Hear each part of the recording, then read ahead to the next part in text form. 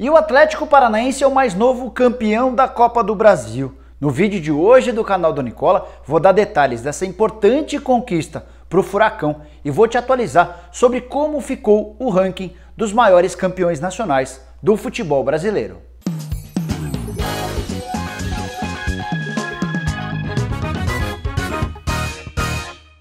Fala aí pessoal, eu sou o Jorge Nicola e antes de te passar o ranking dos maiores campeões nacionais do país, queria falar um pouquinho sobre a conquista do Atlético Paranaense, que conseguiu, entre outras coisas, bater Flamengo, Grêmio e Internacional no caminho até a conquista da Copa do Brasil. Importante, para ficar com o título, o Furacão bateu o Internacional em pleno Beira-Rio, algo que não acontecia desde o início do Campeonato Brasileiro. E tudo isso com investimento e folha salarial muito menor do que o de vários de seus concorrentes. O Atlético Paranaense, por exemplo, hoje tem uma folha salarial de 3,5 milhões de reais. É só a 12ª maior do país. O Furacão também gastou bem pouco com reforços. Foram 8 novidades ao longo da temporada e o investimento total foi de 11,5 milhões de reais. A curiosidade é que em cima desses 11,5 milhões, 10 milhões foram investidos em um único jogador, o Abner, lateral esquerdo da Ponte Preta,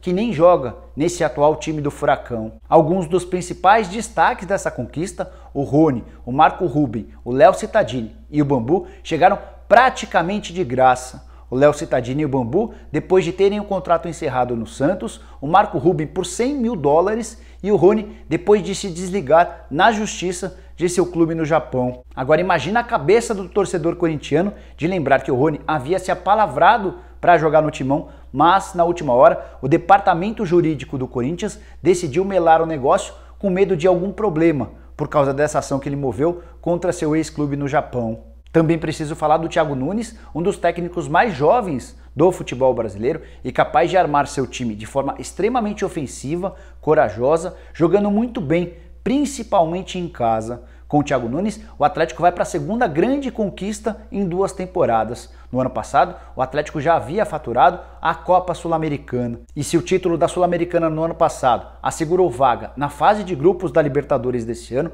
o mesmo vale em relação a essa conquista da Copa do Brasil para 2020. Dessa maneira, o Furacão chega à 7ª participação em Libertadores da América, deixando para trás 2 clubes considerados grandes, o Fluminense, que tem 6 participações em Libertadores, e o Botafogo, com 5 presenças no principal torneio continental.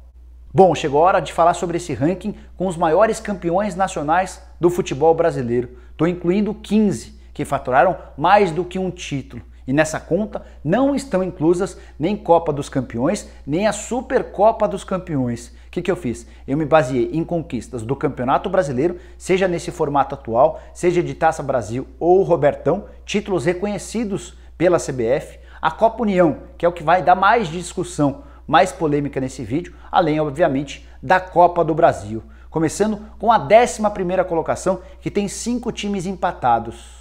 São eles Bahia, Botafogo, Atlético Mineiro, Sport e Atlético Paranaense. O Bahia foi 2 vezes campeão brasileiro, o Botafogo da mesma maneira, enquanto o Atlético Mineiro tem um campeonato brasileiro e uma Copa do Brasil. Mesmo caso do Atlético Paranaense e também do Sport.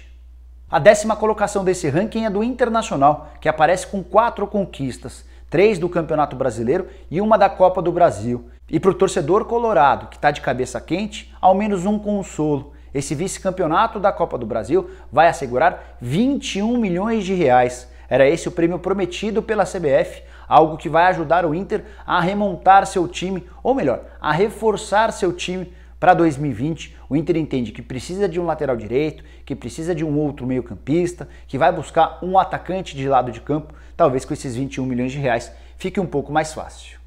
A 8ª colocação tem 2 grandes do futebol carioca, Fluminense e Vasco, ambos com 5 taças cada um. E as conquistas foram feitas da mesma maneira, 4 títulos do Campeonato Brasileiro e uma Copa do Brasil para Flu e para Vasco.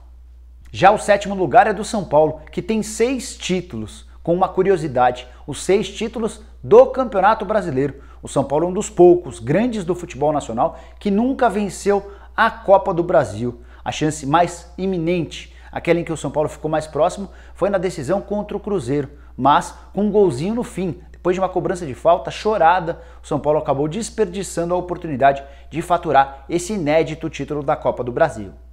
E se faltou o título da Copa do Brasil para o São Paulo, o sexto colocado desse ranking tem taças da Copa do Brasil de sobra. Estou falando do Grêmio com 7 títulos nacionais. São 2 campeonatos brasileiros e 5 Copas do Brasil. Na quarta colocação, um empate. Santos e Flamengo têm 9 conquistas nacionais cada. O Santos tem 8 títulos do Campeonato Brasileiro e uma Copa do Brasil, enquanto o Flamengo aparece com 3 Copas do Brasil, 5 Campeonatos Brasileiros e a Copa União de 1987. Aí você vai falar, pô, mas a Copa União não foi reconhecida. A Copa União reuniu, na oportunidade, os times da primeira divisão. Então acho mais do que natural que o Flamengo, como vencedor desse módulo da primeira divisão, fique com o título. Estou incluindo também em 87 o título do Campeonato Nacional para o esporte. E chegamos à segunda colocação com 2 times empatados, Corinthians e Cruzeiro, cada um com 10 conquistas nacionais. O Corinthians faturou 7 vezes o Campeonato Brasileiro e 3 vezes a Copa do Brasil. Já o Cruzeiro faturou 4 vezes o Campeonato Brasileiro e 6 vezes a Copa do Brasil. É até hoje o maior vencedor desse tipo de torneio. E para fechar, o maior campeão nacional do Brasil é o Palmeiras com 13 taças. Foram 10 campeonatos brasileiros e mais 3 Copas do Brasil. Desses 13 títulos nacionais, 3 conquistados recentemente, a Copa do Brasil em 2015 e o Campeonato Brasileiro em 2016 e 2018.